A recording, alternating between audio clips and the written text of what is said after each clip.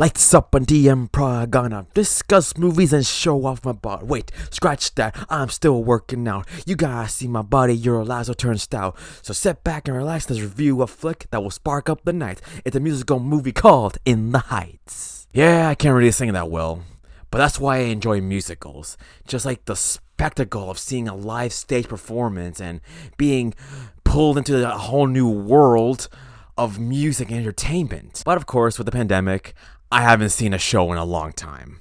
But I do like movies, and that's where the greatest musical movie of 2020 comes in so far. In the Heights, the Tony Award-winning Broadway musical by the legendary Lin-Manuel Miranda, tells the story of Usnavi and all of his friends in a small little barrio called Washington Heights, where everyone strives to achieve their dream. So Usnavi is a young bodega owner who really wants to go back to his original roots in Dominican Republic.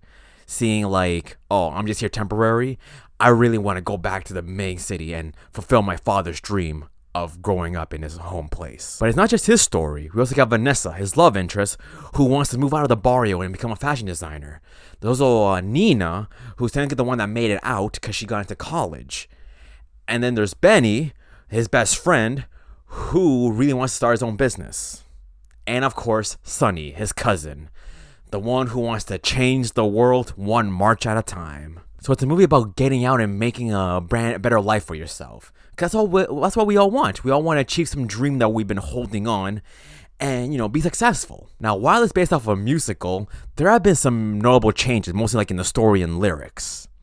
To fit in today's times. During the blackout, the show had looting and rioting, but here is more like the community coming together in like a time of need. Why? Because that's what it's all about. It's all about the unity and like how close everybody in this little neighborhood are to each other. A lot of characters have changed. Like Benny, the show makes a big deal about him wanting to start his own business to the point that he just wants to own the business that his boss owns. But here, he's not really that much of a focus on. No, I'm mostly focused on his relationship with Nina, who's his love interest. Kevin, Nina's father, is your typical, hardworking Latino dad who just wants what's best for his kids. Now, in the show, he doesn't really like Benny because Benny wants to, take over the business, but he's like, no, it's a family and you're not Hispanic. But in the movie, he respects him more as like, a hardworking employee who's more than just his worker. And the character gets the most attention is Sonny. And the show has him mostly as just a comic relief, but here, he's an undocumented immigrant.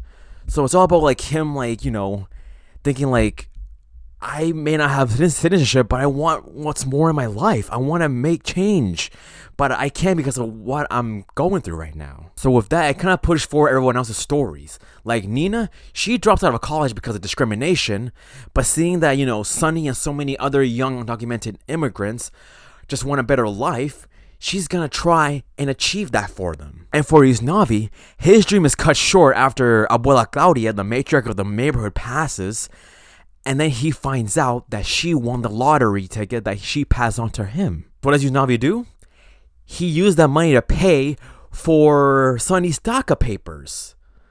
So you see, it's not about the money, it's about the unity and like just how tight of a family this community is to each other. And for those who are familiar with the show, that's not the only reason why Usnavi stays in the Heights. No. Before he, goes to DR, he realizes, wait a minute, my work in this neighborhood isn't done yet. After Abuela Claudia passes, she was the heart of the neighborhood. And that kind of passes on to him, as he is the spirit of the neighborhood. Everybody sees her inside him. And her motto, paciencia y fe, that's his mantra. Like, it takes a little patience in achieving that dream, and it takes faith to know that it's out there waiting for you with open arms. And along with a little Latin pride and heritage, we cannot forget the amazing musical numbers. In the Heights has one of the most electrifying musical performances of all time.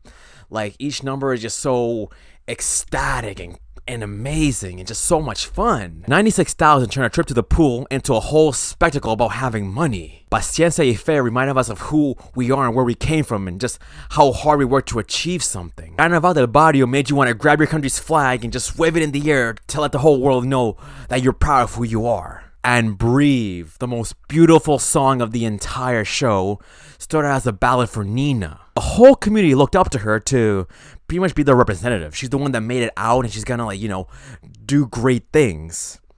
But with the whole, like, trying to think, like, should I really go back to college after what I've been through? It turned into a whole parallel between her and her young self. Like, throughout the show, she just sees her and starts, like, following the little girl that she used to be. But here's the thing, that little girl keeps moving and moving, and she's not stopping. Why? Because she's not where she needs to be. She has to keep moving forward to achieve something much bigger.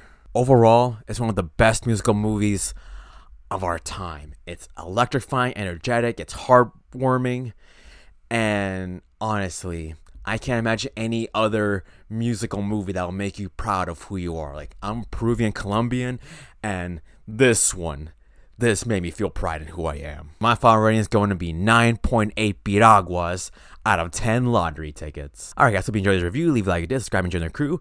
And see you next time for another awesome review. Also, be sure to follow the Instagram and Twitter at CineGuy Steven for more fun reviews. That is at CineGuy Steven. I'll see you there. This is Steven Angulo signing off. Hasta la bandera. Hey!